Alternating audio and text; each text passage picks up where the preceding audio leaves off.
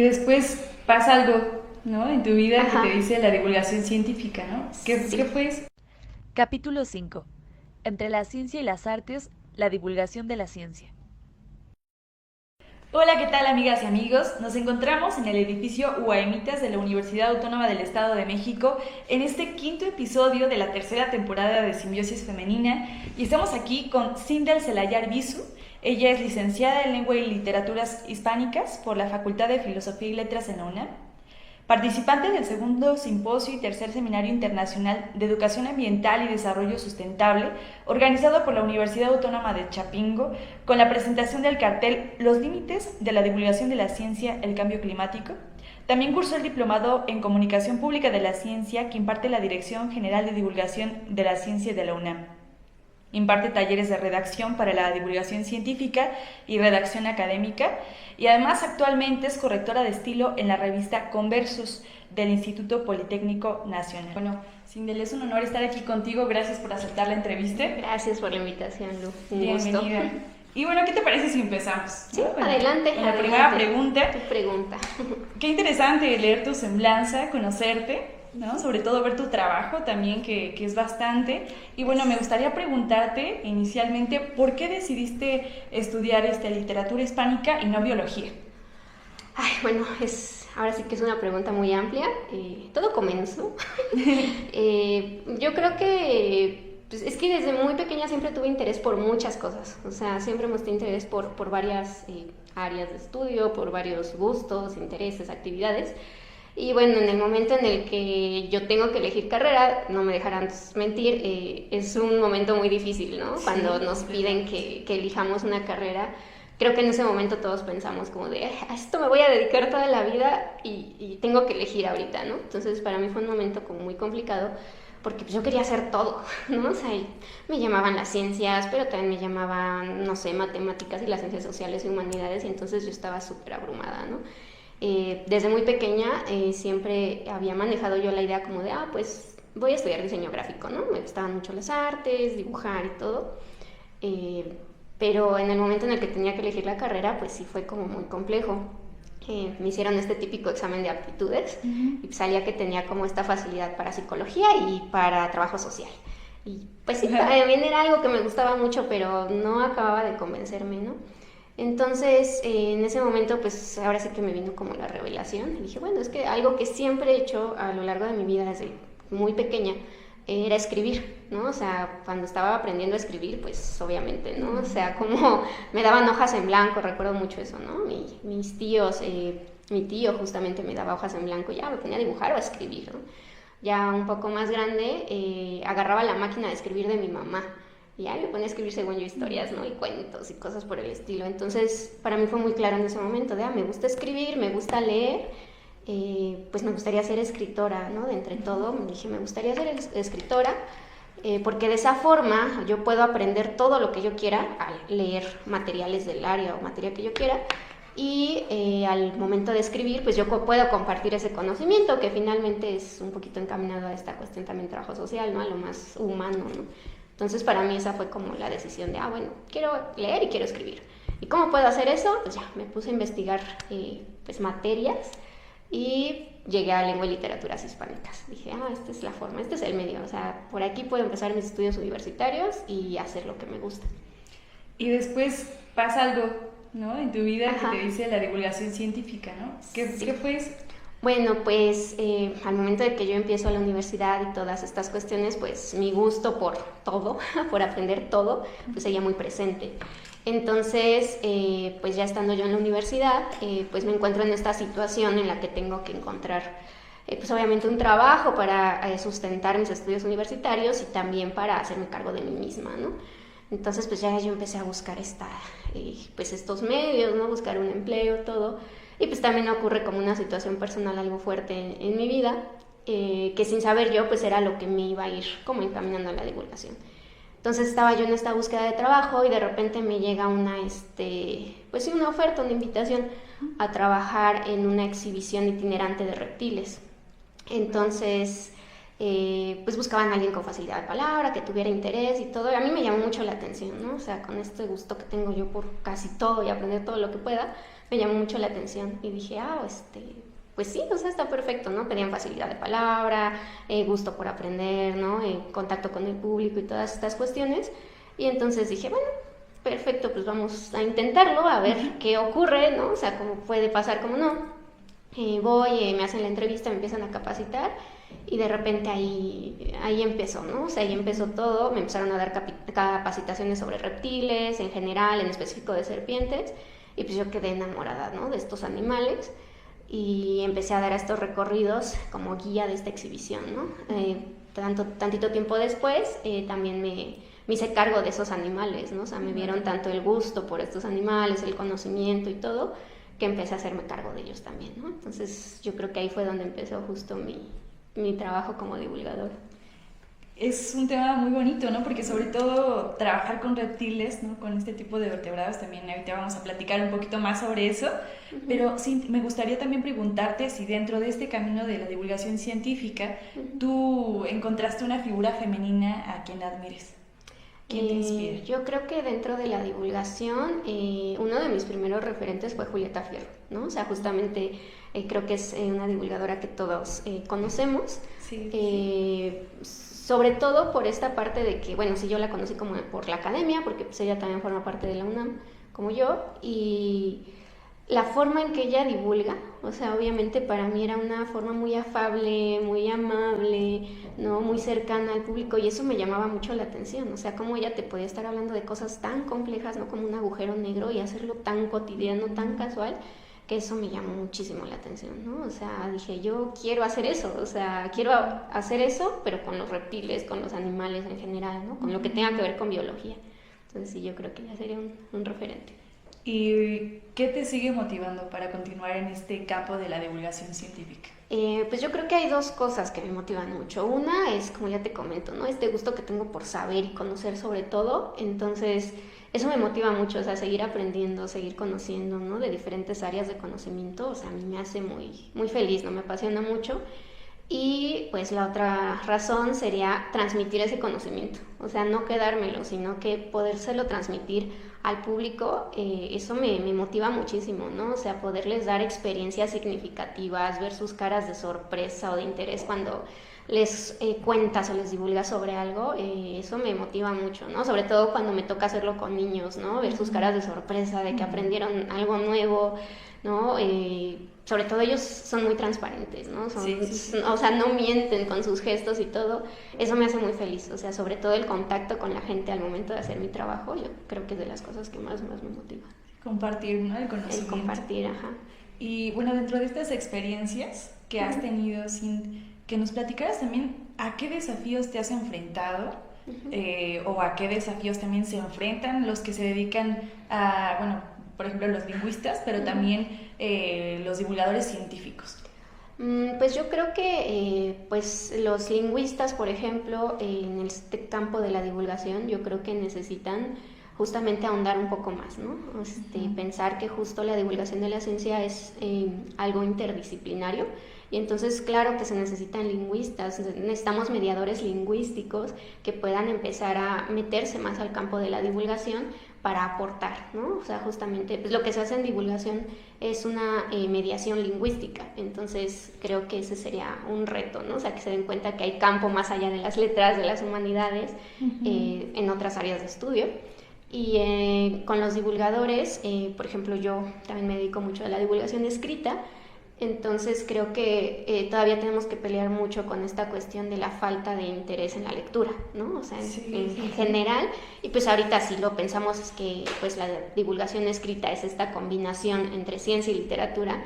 De por sí ya hay cierta renuencia a la ciencia, ¿no? Entonces juntarlo con los libros a veces puede ser un poco complicado, ¿no? Entonces todavía tenemos esos retos de fomentar el gusto por la lectura, y además la lectura con contenido de ciencia. Completamente, ¿no? Siempre la lectura es pues necesaria en cualquier ámbito, ¿no? Sí, claro. Y hablando también de tus proyectos escritos, me gustaría que platicaras también sobre este proyecto de tesis que tú desarrollas y que juntas, ahorita como nos comentabas, tu gusto por los reptiles. Platícanos sobre eso.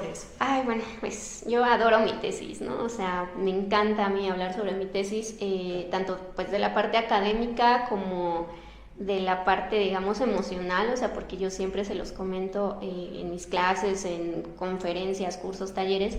El proceso de tesis no es nada más un requisito académico, o sea, sí nos implica mucho en cuestión psicológica y emocional, ¿no?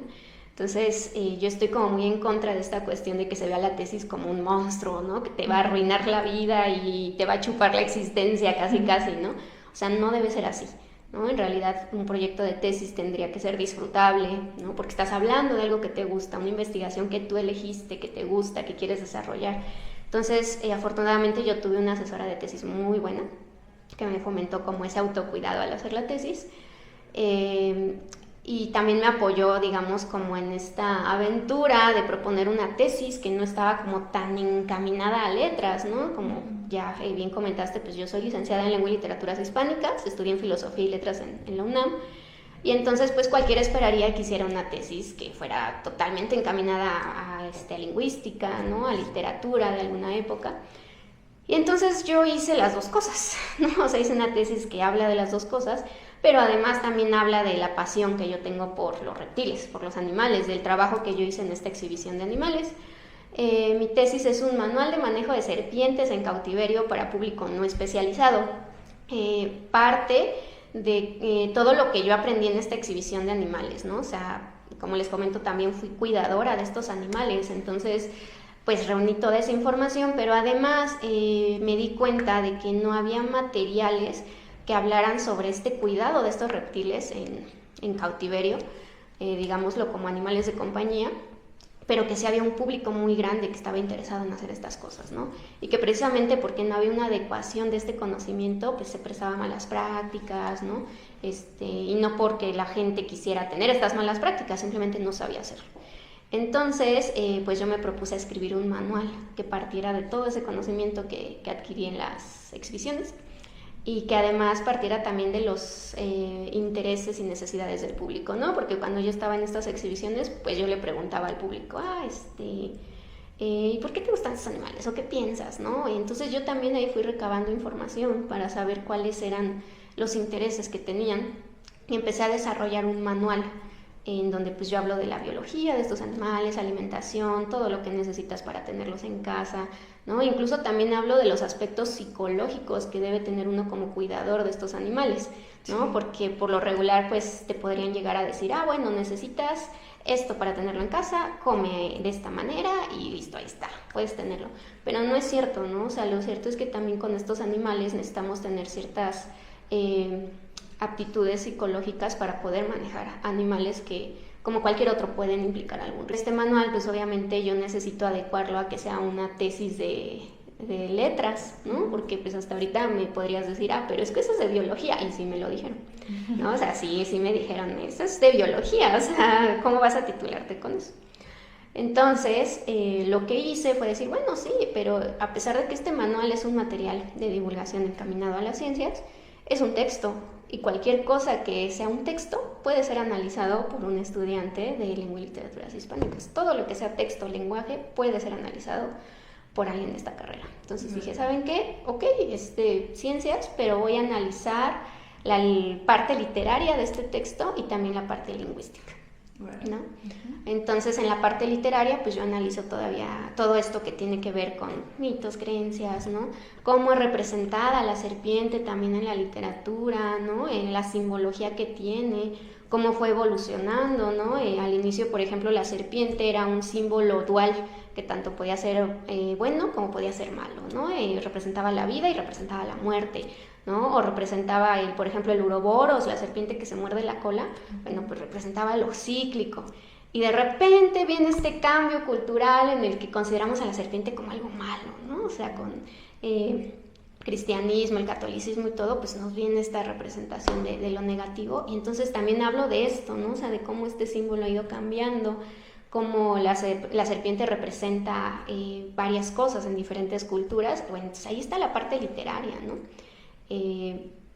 También hablo, por ejemplo, del diccionario de los símbolos de Chevalier, donde también habla de la serpiente, ¿no? Y cómo se reivindica un poco la imagen de la serpiente en la literatura una vez que los escritores malditos empiezan a hablar de ella, ¿no? Entonces analizo toda esta parte literaria, ¿no? De lo que se ha hablado de la serpiente. Y en la parte lingüística lo que hago es aplicar una fórmula matemática para medir el nivel de legibilidad de esta tesis. Es decir, para ver qué tan fácil o qué tan difícil es leer un texto, ¿no? A veces pues no se toma tanto en cuenta eso en textos de divulgación, y entonces yo aplico la fórmula matemática de R. Flesch, que es un experto en legibilidad. Esta fórmula ya había sido, bueno, viene del inglés, pero después fue adecuada al italiano y del italiano al español por el INEA, el Instituto de Investigación Agrícola de aquí de México, por ahí de los años 80. Se utilizó para analizar algunos textos que justamente generaba este instituto, y después pues yo la retomo para empezar a hacer análisis de textos de divulgación. Entonces pues ahí apliqué de la parte lingüística en cuestión de legibilidad, y pues digamos también la parte de ciencias de alguna manera al utilizar las matemáticas para analizar este texto. Y pues al final ya arrojo los resultados en mi manual. Todavía estoy pendiente de ver la publicación de ese manual, pero pues básicamente esa es mi tesis de licenciatura.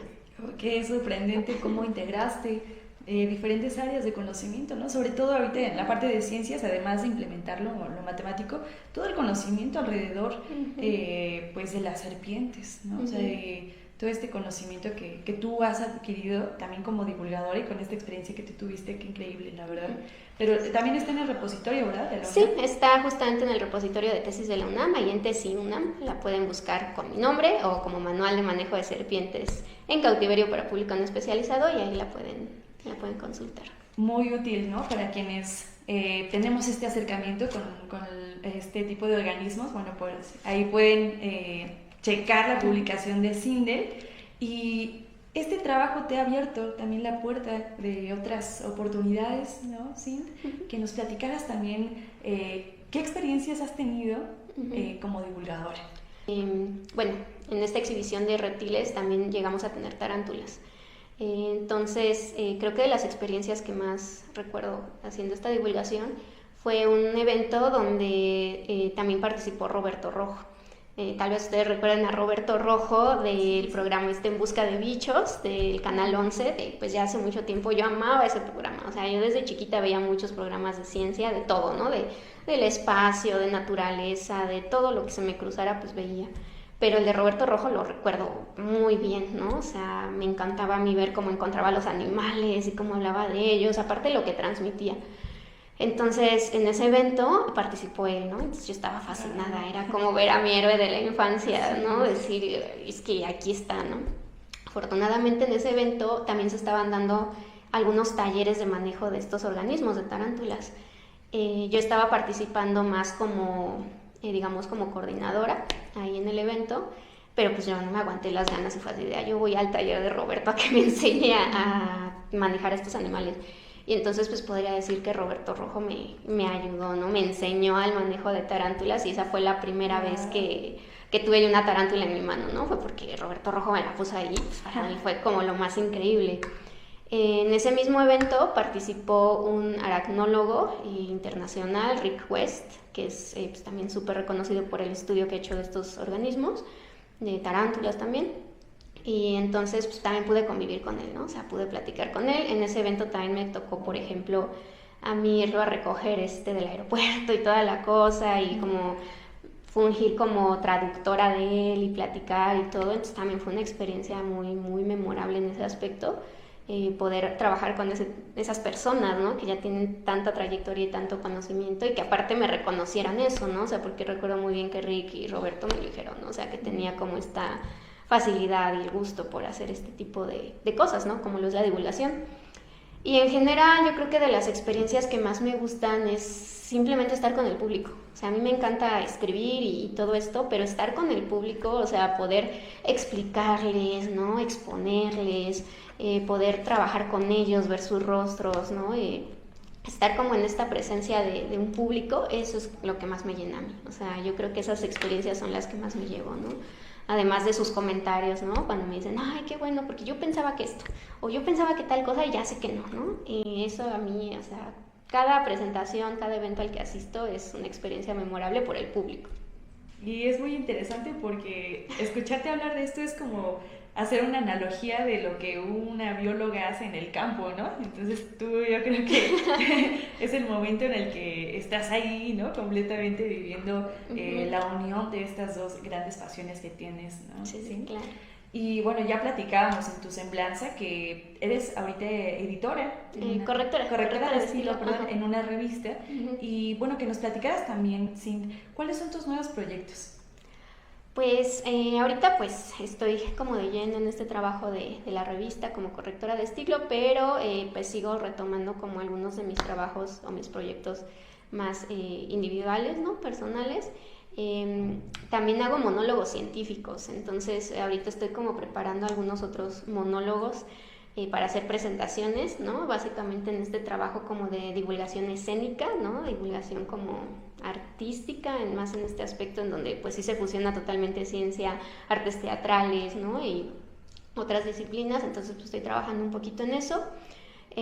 También tengo unos muy buenos amigos en Querétaro, ellos tienen una agencia de viajes que pues llevan a recorridos culturales, ¿no? Por lugares de ahí de Querétaro, pero estamos trabajando juntos en de alguna manera poder llevar algo de ciencia a estos recorridos, ¿no? Entonces lo que queremos hacer es introducir poco a poco estos monólogos o estas pláticas de ciencia a esos recorridos, ¿no? O sea, el trabajo que yo hago y poder divulgar al público que va sobre la zona en la que están, ¿no? O sea, qué flora hay, qué fauna hay, ¿no? Qué pasa en esos ecosistemas, ¿no? Ahorita, por ejemplo, van a hacer un recorrido en minas de allá de Querétaro y pues es eso, ¿no? O sea, explicarles, bueno, es que las minas están conformadas de esto, hay esto, hay esto, hay esto, y que sí se lleven una experiencia cultural y también se lleven algo de conocimiento científico de la zona.